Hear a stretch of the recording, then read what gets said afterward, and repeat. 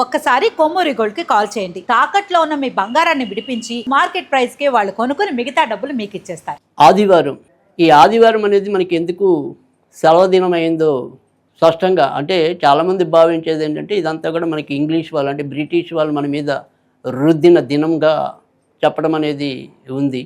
కానీ నిజానికి ఏంటంటే ఏదైతే హిందూ ధర్మం అనేది ఉందో, ఏదైతే మన సనాతన ధర్మం అనేది ఉందో దాంట్లో చాలా అత్యంత గౌరవించవలసిన రోజుగా ఆదివారాన్ని పరిగణించడం అనేది కూడా ఉంటుంది.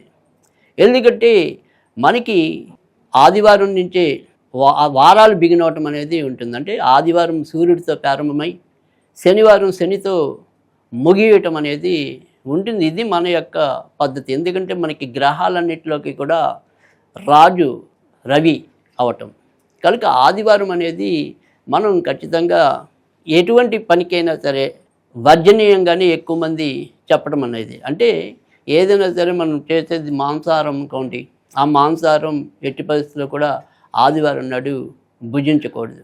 అలాగే ఆదివారం నాడు తైలం నెత్తికి అంటే శిరస్సుకి తైలాభ్యంగన స్నానం అంటాం మనం దాన్ని అక్ష తెలుగులో. ఆ రకంగా నూనె అనేది శనికి సంబంధించింది కనుక ఆదివారం నాడు మనం తైలం ఎప్పుడు కూడా నెత్తిన రాసుకోకూడదు. అంటే స్నానం చేయటం గురించే కాదు, కొంతమంది ఇప్పుడు మనం కొబ్బరి నూనె రాసుకునే అలవాటు ఉంటుంది కురులకి. ఆ రకంగా కూడా ఈ ఆదివారం నాడు ఎప్పుడు కూడా తైలం అనేది నెత్తికి తాకించకూడదు. ఇది కూడా మనకి హిందూ ధర్మం చెప్పిన విధానం. తర్వాత వచ్చేప్పుడు ఆదివారం సాధ్యమైనంత వరకు కూడా నల్ల బట్టలు ధరించకూడదు. ఎందుకంటే నల్ల బట్టలు అనేది శనికి సంబంధించింది కనుక మనం ఆ రోజు ఈ నల్ల బట్టలు వర్జించడం అనేది అవసరం.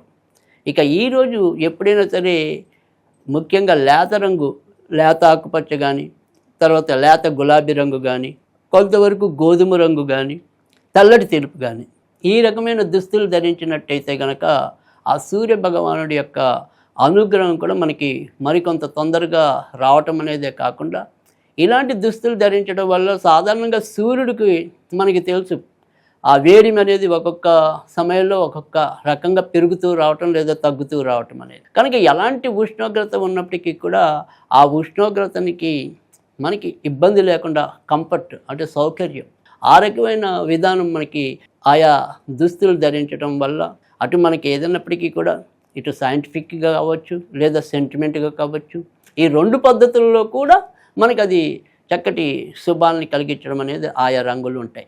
ఇక తర్వాత కొంతమంది ఏదైనా సరే ఎవరిలలో అయినా సరే పోయిన వాళ్ళని మనం పలకరించడం, అది ప్రత్యక్షంగా వెళ్ళి పలకరించడం అవ్వచ్చు లేదా ఇవాళ మనం ఫోనుల్లో కూడా పలకరించడం అనేది కావచ్చు.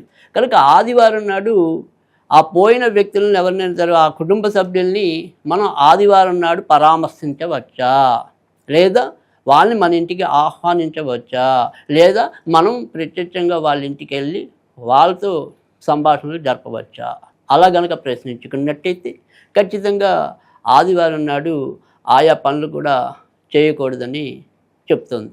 ఇక అలాగే ఆదివారం నాడు మనకి అందరికీ కూడా చాలామందికి సాధారణంగా రెండు ఇబ్బందులు తరచూ అందరూ చేసే వాటిలో ఒకటి ఈరోజు ఎన్వి తినే వాళ్ళందరూ కూడా నాన్ వెజ్ అనేది ఎవరైతే ఉంటుందో ఆ మాంసాహారం భుజించడం అనేది ఒకటి, మరి సెలవు రోజు కాబట్టి తీరిగ్గా మరి శూరకర్మ చేయించుకోవటం అనేది ఒకటి.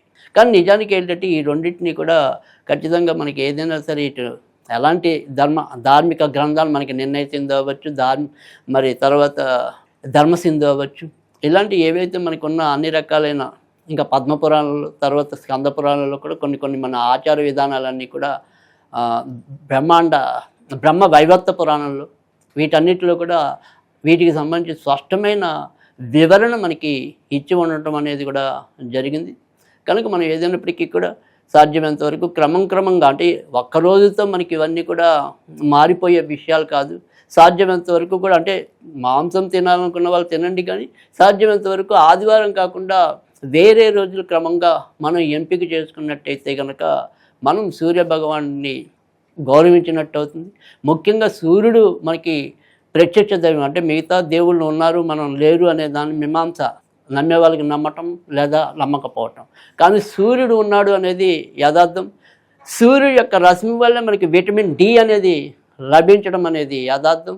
కనుక సూర్యుడు మనకి అన్ని రకాల కూడా ఆరోగ్య సంపద ఇచ్చే దైవం కనుక ఆయా రోజుల్లో ఈ రకంగా మనం జాగ్రత్త తీసుకోవటం అనేది అవసరం.